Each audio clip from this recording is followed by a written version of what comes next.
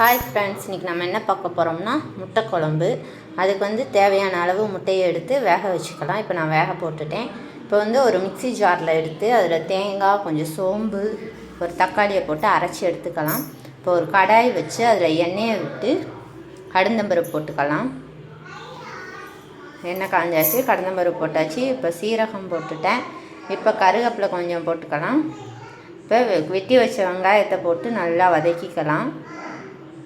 இப்போ நல்லா வதக்கியாச்சு. வெங்காயம் வந்து நல்லா வதங்கி வரணும். அதுக்கு கொஞ்சம் உப்பு கூட போட்டுக்கலாம். உப்பு போட்டிங்கன்னா கொஞ்சம் சீக்கிரமாக வதங்கும்.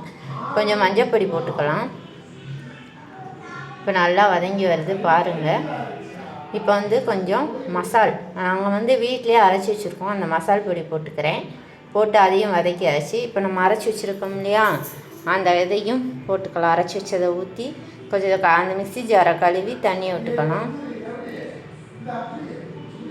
கிண்டி விட்டு இப்போ கொஞ்சம் தேவையான அளவு உப்பு போட்டு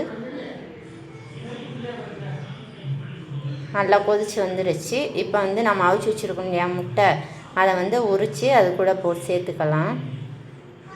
நம்ம வந்து உடச்சி ஊற்றி வைக்கலை, இது முழுசாக தான் போடுறோம். கொஞ்சம் கொத்தமல்லி தழையை தூவி ஒரு 5 மினிட்ஸ் வேக வச்சு எடுத்தால் முட்டை குழம்பு ரெடி. சாப்பிட்டு பார்த்து டேஸ்ட் எப்படி இருக்குன்னு